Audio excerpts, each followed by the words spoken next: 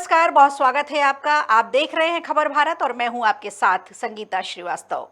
Bharatiya Janata party में अनुशासन सबसे सर्वोप्रिय माना गया है, सर्वोपरि भी माना गया और अनुशासनहीनता किसी भी परिस्थिति में बर्दाश्त नहीं की जाती। पार्टी ने इसके लिए मर्यादा और मापदंड भी तय कर रखे हैं और समय समय पर मर्यादा लांघने वाले नेताओं को डांट फटकार भी लगाई जाती है। इसके कई उदाहरण देखने को मिलते हैं, लेकिन कांग्रेस में ऐसा कहीं दूर दूर तक दिखाई नहीं पड़ता। चाहे नेता कुछ भी कहें, लेकिन उसे कुछ भी कहने का अधिकार किसी और भी को भी नहीं है। इसकी एक बड़ी वजह यह है कि जो गुटबाजी है उसकी वजह से कांग्रेस में नेता आपस में ही उलझ जाते हैं और उनको कहने वाला कोई कुछ नहीं होता। तो जग जाहिर है ये बात। वहीं किसी भी दल के नेता को अनुशासन का पाठ पढ़ाकर कोई भी नेता किसी को भी अपने से दूर भेजकर दूसरे गुट में नहीं देखना चाहता। तो ये गुटबाजी की बात है और अनुशासन की बात है। आज चर्चा हमारी इसी पर होगी, पर देख लेते हैं एक छोटी सी रिपोर्ट। नेताओं को अनुशासन का पाठ पढ़ाने में बीजेपी ने हमेशा सख्ती दिखाई है। जिसने भी अनुशासनहीनता की उसे पार्टी ने तलब किया। हाल ही में रीवा जिले के सिमरिया विधायक केपी त्रिपाठी को भाजपा प्रदेश अध्यक्ष विष्णुदत्त शर्मा की खासी नाराजगी झेलनी पड़ी और इसकी वजह है सिमरिया जनपद के सीईओ एसके मिश्रा से विधायक जी की अभद्रता। दरअसल एक ऑडियो वायरल हुआ जिसमें विधायक केपी त्रिपाठी सिमरिया जनपद के सीईओ एसके मिश्रा से अभद्र भाषा में बात करते हुए सुनाई दे रहे हैं। दोनों में तीखी बहस हुई। बातचीत के बाद कुछ ही समय में सीईओ के साथ जमकर मारपीट हो जाती है। इसी मामले में विधायक केपी त्रिपाठी बुधवार को प्रदेश भाजपा मुख्यालय तलब किए गए। विचार करेगी पार्टी अगर इस प्रकार का कोई वीडियो वायरल हुआ ना। तो देखिए, भारतीय जनता पार्टी का संगठन किस प्रकार से किस विशेष परिस्थितियों में अगर कुछ घटनाक्रम हो जाती है, भारतीय जनता पार्टी एक्शन ले रही है। फिर चाहे वो महाकाल के मंदिर का मामला हो या कहीं और का भी मामला हो, संज्ञान में ले रही सार्वजनिक रूप से। हम तो जो गलती करेगा, जो गड़बड़ करेगा, उसको संगठन नहीं छोड़ेगा। और उन्हें प्रदेश अध्यक्ष वी.डी. शर्मा ने अनुशासन मर्यादा का पाठ पढ़ाते हुए जमकर फटकार लगाई। वहीं प्रदेश कांग्रेस की बात करें तो यहाँ सब चलता है कि तर्ज पर काम चलता रहता है। अनुशासनहीनता लगातार होती रहती है और पीसीसी अध्यक्ष किसी से कोई सवाल नहीं पूछते। हालांकि भीतरघातियों पर लगातार कार्रवाई की जाती है, लेकिन प्रदेश कांग्रेस अपने बड़े नेताओं से कुछ भी कहने में कहीं न कहीं संकोच कर जाती है। भारतीय जनता पार्टी राजनीतिक आतंकवाद फैलाने का एक संगठित गिरोह बन चुकी है और इनके तमाम नेता इस गिरोह को संरक्षित कर रहे हैं। अन्यथा क्या कारण है कि समाज को, धर्म को, अधिकारियों को अपमानित करना, उन्हें मरणासन स्थिति में कूड़े करकट के ढेरों में पटक देना, 12 ज्योतिर्लिंगों में प्रमुख बाबा महाकाल के दरबार में अराजकता फैलाना, प्रीतम लोधी जी द्वारा ब्राह्मण समाज को अपमानित करना, यह कोई संयोग नहीं है, ना कोई गलती है।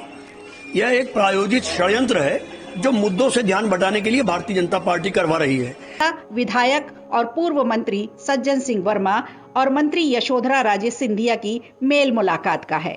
बातचीत में मंत्री यशोधरा राजे ने सज्जन सिंह वर्मा को भाजपा ज्वाइन करने का ऑफर दे डाला। इस पर वर्मा ने भी कह दिया कि वे आ तो जाएं, पर शिवराज जी आने नहीं देंगे और बात बस हंसी मजाक में ही समाप्त हो गई। लेकिन पार्टी नेतृत्व की ओर से इस पर कोई सवाल नहीं पूछा गया।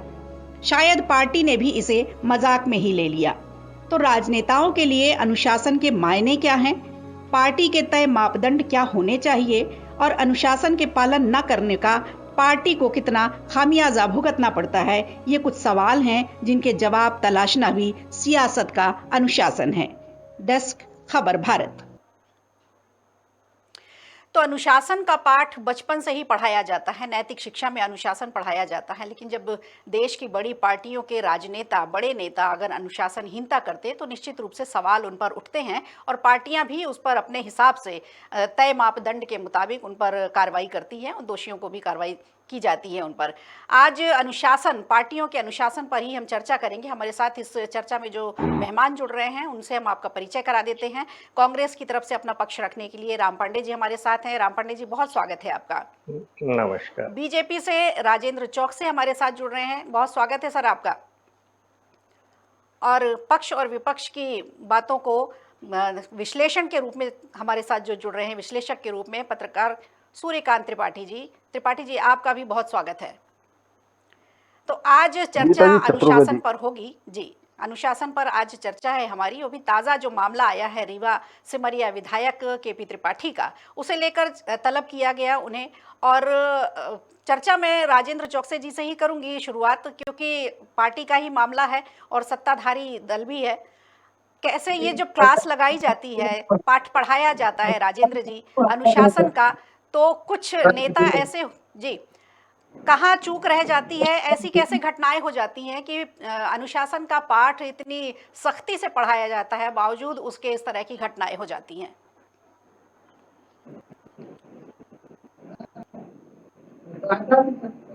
जी राजेंद्र जी से सवाल है मेरा। मैडम सवाल एक बार और दोहराएंगे? मैं सवाल दोहरा देती हूँ आपको। जब ये बात कही जाती है कि अनुशासन में सबसे सख्ती दिखाई जाती है बीजेपी में अनुशासन सर्वोपरि होता है, और उसके बाद जब कक्षा में पाठ पढ़ाया जाता है, वीडी शर्मा जी की कक्षा में जब पाठ पढ़ाया जाता है अनुशासन का, प्रदेश अध्यक्ष हैं वो, और उसके बावजूद भी केपी त्रिपाठी जैसे विधायक इस तरह की घटनाएं कर जाते हैं, इस तरह की हरकतें कर जाते हैं, अश्लील अभद्रता बात हो जाती है, तो कहाँ चूक हो जाती है, कहाँ इस तरह की घटनाएं कैसे घट जाती हैं?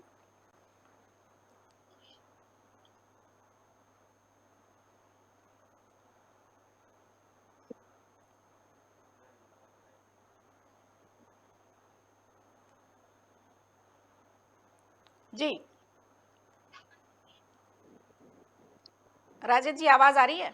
नहीं, भारतीय जनता पार्टी में संगठन सर्वोपरि है और भारतीय जनता पार्टी एक अनुशासित संगठन की पार्टी है और इसमें कार्यकर्ता को संगठन जो करते हैं वो अभद्रता जो कार्यकर्ता करता है अपना पर्सनल विषय रहता है, संगठन थोड़ी नहीं बोलता गाली बको या किसी अधिकारी से।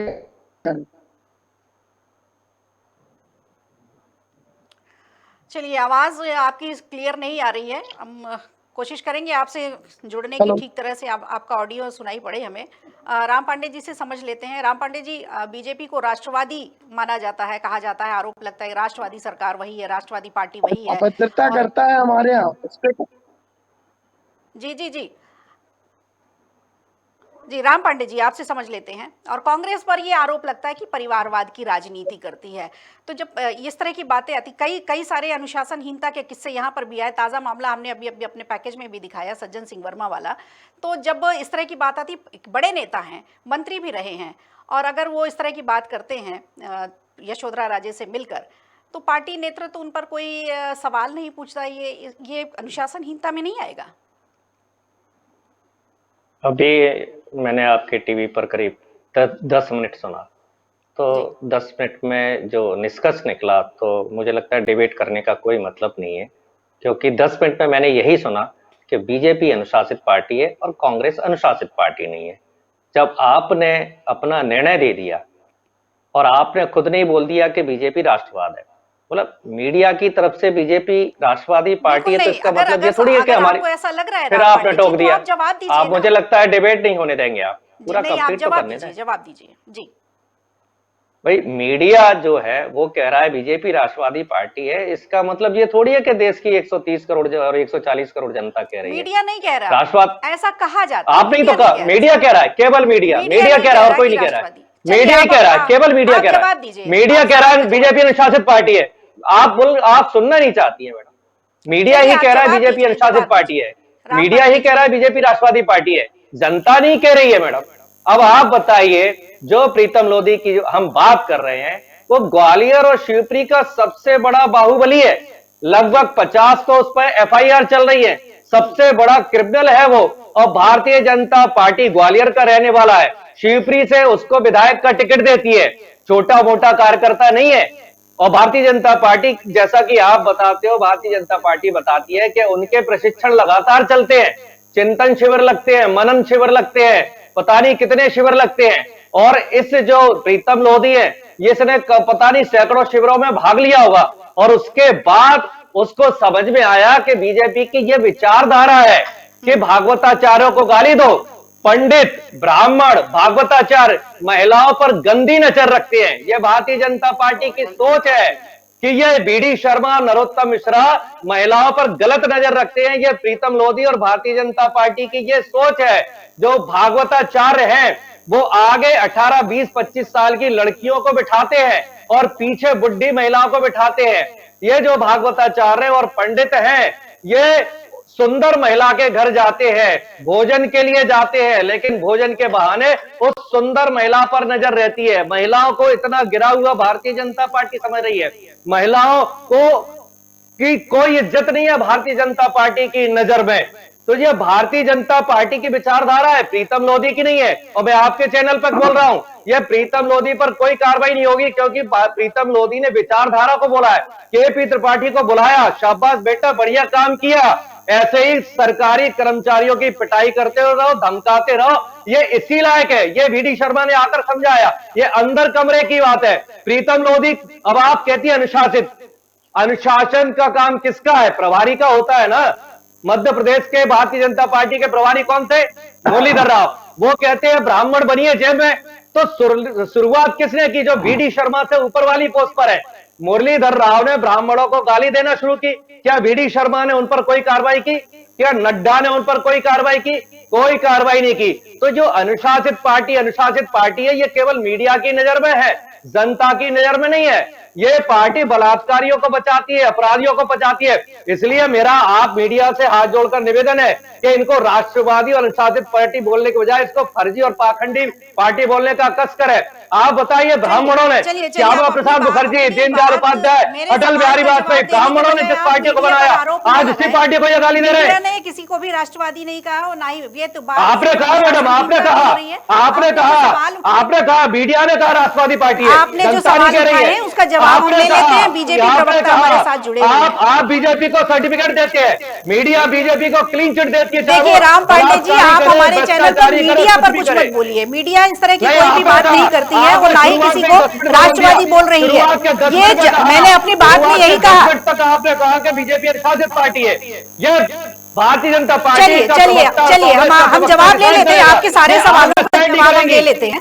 राजेंद्र चौकसे जी, बीजेपी प्रवक्ता हमारे साथ जुड़े हैं, आपके सारे आरोप, सारे सवालों के जवाब हम ले लेते हैं। जी राजेंद्र जी, जवाब दीजिए। बहुत सारे बड़े बड़े आरोप लगाए गए हैं बीजेपी प्रवक्ता। राम पांडे जी से हम ये कहना चाहते हैं जी, यदि कांग्रेस इतनी आशावादी और अवसरवादी पार्टी होती तो इनके दिग्विजय सिंह ने अभी जिला पंचायत चुनाव के दिन सरकारी वर्दी पे हाथ उठाया है, एक पत्रकार से शादी करके बैठे हैं। ये क्या बताएंगे राष्ट्रवादी पार्टी से शादी करना गलत होती है? भाजपा के बारे में शादी नहीं करना चाहिए? क्या पत्रकार कुंवारे रहना चाहिए? राम पांडे जी, आपके समय में कोई नहीं बोल रहा था, आपकी पूरी बात हमने सुनी। आपने जो भी आरोप लगाए, राजेंद्र चौकसे जी को बोलने मीडिया को गाली दे रहे हैं और आप सुन रही है। सुन लीजिए सर, सुन लीजिए। मीडिया की बेइज्जती कर रहे हैं आप। राम पांडे जी सुन लीजिए ना, राजेंद्र चौकसे जी को भी सुन लेते हैं, हम भी सुन लेते हैं, आप भी सुन लीजिए। राम पांडे जी की कहानी है खिसियानी बिल्ली खम्बन नोचे, क्योंकि कांग्रेस के पास ब्राह्मणों को आप बलात्कारी सब कुछ है, ब्राह्मणों खाने के लिए कुछ नहीं है। महिलाओं पर नजर रखते हैं, छोटी छोटी बातों को लेकर मीडिया पे आते भागवत कथा पढ़ते हैं उनके बारे में आप कहते हो महिलाओं पर गंदी नजर रखते हैं कि देश के सारे भागवताचार्य ऐसे हैं। राम पांडे जी, आप देखिए दूसरे के वक्त में बोलेंगे तो फिर दिक्कत हो जाएगी ना। पार्टी से बाहर किया उस आदमी को।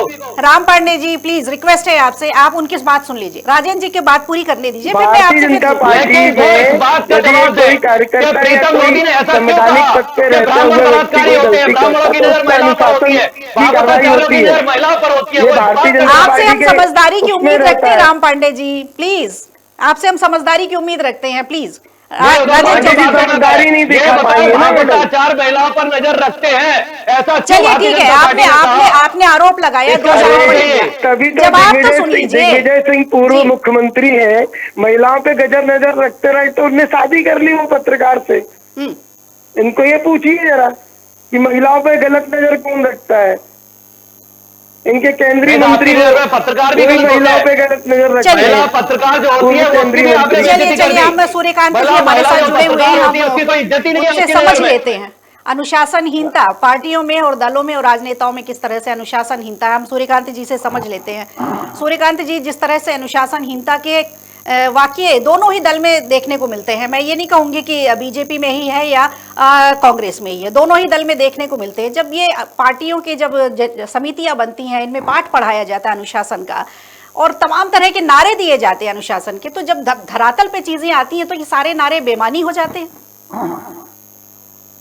देखिए, कोई राजनीतिक दल हो, संगठन हो, परिवार हो या कोई संस्था हो, जब तक उसमें अनुशासन नहीं होगा तब तक वह आगे नहीं बढ़ सकता है। और पांचों उंगलियां एक सी नहीं होती हैं। तो हर दल में, हर संगठन में, हर जगह कहीं ना कहीं कुछ ऐसे लोग होते हैं जो अनुशासन तोड़ने का काम करते हैं। पार्टी अपने दल की नीति उससे हटकर भी कई बार भावावेश में आकर गलत टिप्पणियां करते हैं, कई ऐसी चीजें बोल जाते हैं। तो उसके हिसाब से मुझे लगता है कि प्रदेश संगठन उन्हें तलब करता है, तलब करने के बाद उन्हें चेतावनी देते हैं और बार बार अगर वो इस तरह की गलतियां करते हैं तो निश्चित रूप से उन पर कार्रवाई होती है। और कांग्रेस और भारतीय जनता पार्टी दोनों राजनीतिक दलों में अनुशासन समितियां बनी हुई है जो उन मामलों को देखती हैं। हाँ, यह बात सत्य है कि लगातार यह देखा जाता रहा है कि कई नेता ऐसे हैं दोनों दलों में हैं जो लगातार पार्टी नीति से हटकर अपने बयान करते हैं या कुछ इस तरह के क्रियाकलाप करते हैं। चाहे पंचायत चुनाव, नगरीय निकाय चुनाव अभी आपने देखी है, तो इनमें कुछ लोगों को तो निकाला गया, कुछ को चेतावनी दी गई और बाद में जो जीत कर आया, अगर उसकी विचारधारा भारतीय जनता पार्टी के, तो भारतीय जनता पार्टी ने उसे वापस ले लिया। कांग्रेस की है तो कांग्रेस भी वापस लेती है। तो मुझे लगता है कि यह कार्रवाई सिर्फ एक दिखावे की कार्रवाई होती है। अगर सख्ती से कार्रवाई की जाए तो आगे इस तरह का कोई क्रियाकलाप करने की हिम्मत ना कोई राजनीतिक दल का सदस्य कर पाएगा, ना कोई अन्य नेता कर पाएगा। दूसरा, आपने जो सज्जन सिंह वर्मा का अभी उल्लेख किया है, तो कई बार इस तरह के जब बड़े नेता या छोटे नेता आपस में मिलते हैं, अनौपचारिक चर्चा होती है, तो उसमें हंसी मजाक के क्षण होते हैं, हाथ फरियाद के क्षण में एक दूसरे पर कुछ टिप्पणियां करते हैं। तो मुझे लगता है उन्हें इतने सीरियस भाव से नहीं लिया जाना चाहिए कि उस पर कोई इस तरह की बात हो, अनुशासन वाली बात हो। सदन में भी जब कई बार जब सदन चलता है तो हाथ फरियाद के क्षणों में एक दूसरे पर टिप्पणियां करते हैं और लोग ठहाके लगाते हैं। उसका आशय यह होता है कि जब गंभीर हो सदन या गंभीर वार्तालाप चल रहा हो या लोगों में ज्यादा गंभीरता हो, तो उस माहौल को बदलने के लिए इस तरह की टिप्पणियां की जाती हैं। हाँ, यह बात सत्य है कि भारतीय जनता पार्टी ने अभी उज्जैन का जो मामला सामने आया उसमें कार्रवाई की है, उन नेताओं को और कार्यकर्ताओं को, युवा मोर्चा के लोगों को पद से हटाया है। लेकिन मेरा मानना यह है कि कार्रवाई सबके साथ समान रूप से होनी चाहिए। तमाम राजनीतिक दलों में कुछ ऐसे भी चेहरे हैं कि जो लगातार पार्टी लाइन से हटकर काम करते रहे, कभी चेतावनी दी गई, कभी उनका मामला अनुशासन समिति में आया और उसके बाद वो मामला धीमे धीमे शांत कर दिया गया और लोग उसको भूल गए। लेकिन मेरा मानना तो यही है कि अगर कड़ाई के साथ, सख्ती के साथ अनुशासन तोड़ने वालों के खिलाफ कार्रवाई होगी तो निश्चित रूप से चाहे राजनीतिक दल हो, चाहे सामाजिक संगठन हो या कोई अन्य संगठन हो, वो सारे के सारे दलों में अनुशासन के प्रति लोगों की रुचि बढ़ेगी और अनुशासन पर चलने का प्रयास करेंगे। जी संगीता जी।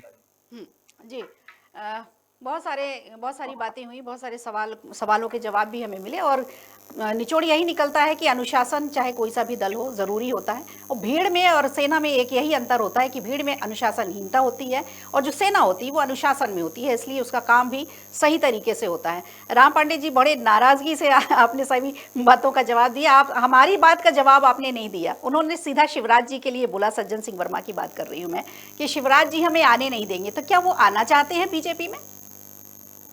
देखिए, सूर्यकांत त्रिपाठी जी है, वो ना कांग्रेस में है ना बीजेपी में है। यदि यशोधरा जी ने उनसे कहा कि आप आ जाइए, तो क्या वो लठ लेकर खड़े हो जाएं? क्या उनसे झगड़ा करें क्या? वही ये बातें तो आपस में चलती हैं। मेरे बीजेपी के मित्र हैं, मैं उनसे बात करता हूं तो प्यार मोहब्बत से करता हूं। अब ये बीजेपी वालों का काम है कि वो नफरत से बात करते हैं, हम तो सम्मान देकर बात करते हैं। कोई लड़ाई थोड़ी लड़ी जाती है ऐसे समय पर। फिर हमारे सवाल का जवाब नहीं दे रहे हैं। मैं ये पूछ रही हूँ कि उन्होंने सीधे ये बोला शिवराज जी हमें आने नहीं देंगे, तो ये जो बात है उसके पीछे उनकी क्या मंशा है? क्या वो आना चाहते हैं? क्या कोई मंशा नहीं है। एक तो क्या है भाई, सज्जन सिंह वर्मा जी है, वो सबसे ज्यादा शिवराज सिंह जी के भ्रष्टाचार के मामले उठाते हैं। चाहे व्यापम घोटाला हो या अभी कारम घोटाला हुआ है, 100 करोड़ का जो डैम है वो 300 करोड़ में बनाया है, 200 करोड़ में 100 करोड़ उस कंपनी को दे दिए, 100 करोड़ में जो विधायक खरीदे थे उनको दे दिए। तो सज्जन सिंह वर्मा इन बातों को ज्यादा उठाते हैं, तो उन्होंने शिवराज सिंह पर एक कटाक्ष किया। दूसरी बात, फिर मैं प्रीतम लोधी पर आता हूं। प्रीतम लोधी ने सरकारी जमीन पर 120 करोड़ की सरकारी जमीन पर ग्वालियर में कब्जा कर रखा था। कमलनाथ सरकार ने वहां बुलडोजर चलवा दिया था और सरकारी जमीन वापस ले ली थी। शिवराज सरकार वापस आई, सिंधिया जी वापस आए, उस सरकारी जमीन पर प्रीतम लोधी ने वापस कब्जा कर लिया है। तो कहीं बुलडोजर नहीं चल रहा है। बीडी शर्मा नरोत्तम मिश्रा को वो कह रहे हैं सीधे सीधे कि बीडी शर्मा नरोत्तम मिश्रा महिलाओं पर गंदी नजर रखते हैं, ब्राह्मण गंदी नजर रखते हैं। प्रदीप मिश्रा भागवताचार्य है, बागेश्वर धाम भागवताचार्य है, ये बड़े भागवताचार्य हैं, दोनों ब्राह्मण है, ये महिलाओं पर गंदी नजर रखते हैं। अटल बिहारी वाजपेयी, दीनदयाल उपाध्याय, श्यामा प्रसाद मुखर्जी, कैलाश जोशी, दीपक जोशी, ये ब्राह्मणों पर गंदी नजर रखते हैं। ये भारतीय जनता पार्टी की विचारधारा है, ये भारतीय जनता पार्टी की सोच है। और प्रशिक्षण चिंतन शिविर में ये सब सीखा है। जिस थाली में भाजपा खाती है उसी में छेद करती है। भारतीय जनता पार्टी को अटल जी, श्यामा प्रसाद जी, दीनदयाल उपाध्याय जी इन्होंने बनाया। आज ये भारतीय जनता पार्टी उन्हीं ब्राह्मण नेता को गाली दे रही है। बताइए, क्या प्रधानमंत्री ब्राह्मण है? नहीं।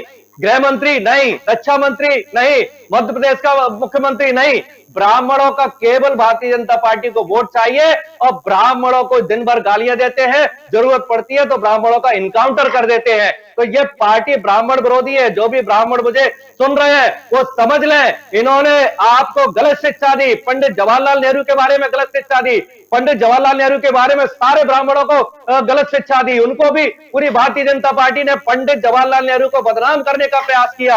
अटल बिहारी वाजपेयी की परसों पुण्यतिथि थी, वाजपेयी जी ने पार्टी को बनाया, उसको भूल गए। ग्वालियर में हर साल श्रद्धांजलि दी जाती थी, कांग्रेस ने फिर उनको श्रद्धांजलि दी। जब भारतीय जनता पार्टी को समझ में आया कांग्रेस महापौर, कांग्रेस विधायक अटल जी को श्रद्धांजलि दे रहे हैं, तब रात में कहीं जाकर इन्होंने शर्म के मारे उनका कार्यक्रम रखा। तो ये इनकी भारतीय जनता पार्टी की कथनी और करनी में अंतर है। और मैं आपके चैनल पर बोल रहा हूं, प्रीतम लोधी का कुछ नहीं होगा, बहुत बड़ा बाहुबली है। बीडी शर्मा और नरोत्तम मिश्रा को वो परेशानी में डाल देगा। और मैं आपके चैनल पर बोल रहा हूं जी, ले लेते हैं जी जी, बहुत सारे ब्राह्मण विरोधी बता दिया है आपने। बीजेपी पार्टी के बड़े बड़े नेताओं का नाम लिया है और जवाब हम उनसे ले लेते हैं और ये भी समझ लेते हैं कि जब राजनीतिक वानप्रस्थ दे दिया जाता है। राजेंद्र जी, आपसे ही सवाल है मेरा। जब पार्टी राम पांडे जी ने इतने सारे ब्राह्मणों को बोल दिया कि ये महिलाओं पे गलत नजर रखते हैं, इनको सोचना। प्रीतम लोधी ने कहा है, प्रीतम लोधी ने कहा है ब्राह्मण महिलाओं पर गलत नजर रखते हैं। नो मैडम, झूठ नहीं। प्रीतम लोधी ने कहा है, प्रीतम लोधी ने कहा है, आपके विधायक प्रत्याशी ने कहा है, आपके विधायक प्रत्याशी ने कहा है कि भागवताचार्य महिलाओं पर गंदी नजर रखते हैं, महिलाओं का भी अपमान किया है, भागवताचार्य का अपमान किया है, हिंदू धर्म का अपमान किया है। ये प्रीतम लोधी, विधायक प्रत्याशी प्रीतम लोधी ने कहा है। भारतीय जनता पार्टी की ये विचारधारा है। झूठ नहीं बोलने दूंगा मैं इनको। राम पांडे जी प्लीज, आपसे रिक्वेस्ट है मेरी, उनको भी समय देना है, उनकी भी बात हम सुनेंगे। लेकिन झूठ नहीं बोलेंगे मैडम, ये किसी ने कोई कुछ नहीं बोला। अब राजन जी को सुन लेते हैं, आप भी सुनिए, थोड़ा धैर्य रखिए ना, संयम। अरे मैडम, ये क्या बोलेंगे, ये स्वयं ब्राह्मण विरोधी है ना। चलिए, जो भी बोलेंगे तो ब्राह्मणों को गालियां देंगे ना, ये तो बीडी शर्मा को भी बलात्कारी बोलेंगे। जो भी बोलेंगे हम और आप दोनों सुनेंगे। आप ब्राह्मणों के विरोधी है, ये ब्राह्मणों के विरोधी है, ये तो ब्राह्मणों को बलात्कारी बता रहे हैं, ये क्या बोलेंगे? बात सुनने दीजिए, आपका समय हो गया, आपका समय हो गया राम पांडे जी। चलिए राजन जी बोलिए, आपका समय हो गया जी, बोलिए राजन जी। मैं क्या बोले, इनको सुनना है नहीं, इनको अपनी जबान दूसरे के मुंह पे डाल देना है। ये क्या सुनेंगे? और क्या बोल रहे हैं कि ब्राह्मण विरोधी है? अरे सबसे ज्यादा तो कांग्रेस ब्राह्मण विरोधी है। अरे प्रीतम लोधी के बारे में बोलो, जिसने कहा है कि भागवताचार्य ब्राह्मणों पर गंदी नजर रखते हैं। पहले अपनी बात पूरी करो कि भारतीय जनता पार्टी ने यह बात क्यों कही। आप जी ओहो, बिना सबूत के मीडिया ने डिबेट कर दी। ये तो आप खबर भारत से पूछिए, खबर भारत से पूछिए, बारे में भी खबर भारत से पूछिए, सबूत है कि नहीं है। राम पांडे जी, पूरा वीडियो चल रहा है, पूरा भारतीय जनता। फिर वीडी शर्मा ने क्यों बुलाया? वीडी शर्मा ने प्रीतम लोधी से फिर क्यों बात की जब सबूत नहीं है? तो मतलब खबर भारत जो है आपके झूठी पास डिबेट सबूत करा है रहा क्या? है, बिना सबूत आप के डिबेट सबूत करा दे रहा दो ना है मीडिया को। खबर भारत बिना चलिए सबूत के राजन डिबेट चौकसी करा जी, रहा है। आप चलिए एक और आगे बढ़ते हैं। अब यहाँ ये इसी पर अटके रहेंगे नहीं तो चर्चा इसी पर अटकी रह जाएगी हमारी। अब मैं आपसे ये समझ लेती हूँ कि जब जैसे बीजेपी अनुशासनात्मक कार्रवाई करती है, एक झटके में वो बाहर कर देती है, चाहे वो आकाश विजयवर्गीय, कैलाश विजयवर्गीय कद्दावर नेता है, उनके साथ की बात हुई, प्रधानमंत्री ने बड़ी सांसदों के कक्ष में उनको नाराजगी जताई थी और उन पर भी कार्रवाई की गई, तो उन्हें भी तलब किया गया था। जब ये पार्टी जब बाहर कर देती है, उसके बाद एक तरह से का राजनीतिक वानप्रस्थ हो जाता है। वापसी के रास्ते क्या रहते हैं उनके लिए जब पार्टी कार्रवाई करती है? तो क्या होता है, कभी कभी ऐसी परिस्थितियां और ये सब प्रतिकूल हो जाती है कि कभी कभी ऐसी गलती हो जाती है व्यक्ति से, है ना। और पार्टी तो कार्रवाई करती ही करती है, अनुशासनहीनता की कार्रवाई करती है। जो जांच समितियां बनाई जाती हैं, जांच समिति बना दी जाती है, उस पर कार्रवाई की खबरें बहुत कम बाहर आती हैं। ऐसा होता है कि जांच समिति बनी है फिर उस पर कार्रवाई की गई हो? जी नहीं, बिल्कुल बिल्कुल होता है। जांच समितियां भी बनती है, कार्रवाई भी होती है और उनको उसका वो दंड भी मिलता है, ऐसा नहीं है। सभी चीज होती है, संगठन है ये। यदि भाजपा संगठन, आज भारतीय जनता पार्टी विश्व का सबसे बड़ा संगठन है, 25 करोड़ भारतीय जनता पार्टी के कार्यकर्ता है, तो ऐसे थोड़ी है।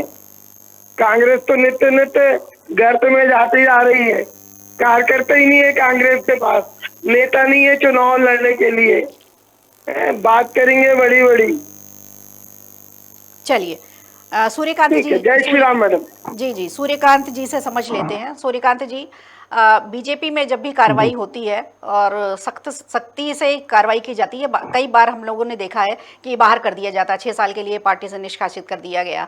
अब ये जो मामला होता है कार्रवाई करने का, क्या ये जब नेता कुछ भी बोल जाते हैं उस समय जो उनकी मंशा रहती है कुछ ऐसी तो नहीं रहती होगी कि हम इनको जानबूझकर बोल रहे हैं? क्या ये जो वाद विवाद होता है आपसी समझ से बैठ के सुलझाया नहीं जा सकता कि ये सड़क पर चीज़ें आ जाती हैं और सोशल मीडिया का ज़माना है, सबके सामने तुरंत वायरल हो जाती हैं चीज़ें और पार्टी को भी कार्रवाई करनी पड़ती है उस पर? निश्चित रूप से कोई राजनीतिक दल यह नहीं चाहता है कि उसका कार्यकर्ता या उसका नेता कुछ इस तरह का विवादास्पद बयान दे या कोई ऐसी बात सार्वजनिक रूप से कहे कि जिससे पार्टी की छवि को नुकसान हो या पार्टी को मतदाताओं में गलत संदेश जाए। लेकिन कई नेता ऐसे होते हैं जो भावावेश में या मन के अंदर की बात सार्वजनिक रूप से कह जाते हैं और उसका परिणाम यह होता है कि पार्टी बैकफुट पर आती है और पार्टी को उन नेताओं को तलब करना पड़ता है और तलब करके उन्हें चेतावनी देनी पड़ती है। और मैंने तो देखा है कि अधिकांश जो नेता इस तरह के मामले नेताओं के सामने आते हैं उनमें बाद में वो माफी मांग लेते हैं और पार्टी भी उन्हें माफी मांगने पर उन्हें अभयदान दे देती है। तो इस तरह के मामले आते रहते हैं। लेकिन मेरा तो मानना यह है कि नेताओं को जब भी सार्वजनिक रूप से बोलना चाहिए या अपने कमरे में बोलना, बंद कमरे में भी बोलना है, तो उन्हें इस चीज का जरूर ध्यान रखना चाहिए कि उनकी किसी टिप्पणी से समाज के किसी वर्ग को कोई नुकसान ना पहुंचे या उनकी भावनाएं आहत ना हो। इस तरह के बयान उनके मुख से कम नहीं निकलना चाहिए। नेताओं जो कि जनप्रतिनिधि होते हैं, तमाम जनता उनके साथ होती है और बोलते समय उन्हें इस बात का जरूर ध्यान रखना चाहिए कि किसी की भावनाएं आहत ना हो। तो अनुशासन पर आज चर्चा रही हमारी। कांग्रेस से राम पांडे जी जुड़े, बीजेपी से राजेंद्र चौकसी जी और पत्रकार सूर्यकांत त्रिपाठी जी, आप सभी का बहुत बहुत धन्यवाद, शुक्रिया। तो भाजपा अनुशासित पार्टी है, रहेगी, समय समय पर इसके उदाहरण भी मिलते रहते हैं और आगे भी ऐसा होता रहेगा, दिखाई भी देगा। समय समय पर प्रदेश भाजपा से सख्ती दिखाते हुए अनुशासन का पाठ भी पढ़ाया जाता है। प्रदेश भाजपा अध्यक्ष वी.डी. शर्मा कितने अनुशासन प्रिय, इन घटनाओं से साफ पता चलता है। वहीं कांग्रेस में क्या होता है, आगे भी क्या होना बाकी है, ये भविष्य के गर्त में है और आईने की तरह बिल्कुल साफ है। बात हमने की गुटबाजी की, गुटबाजी की वजह से कांग्रेस की बहुत सारी चीजें हैं जो नजरअंदाज कर दी जाती हैं और नेतृत्व भी गुरेज करता है इन सब चीज़ों से। आज की चर्चा में बस इतना ही। बने रहिए खबर भारत के साथ। नमस्कार।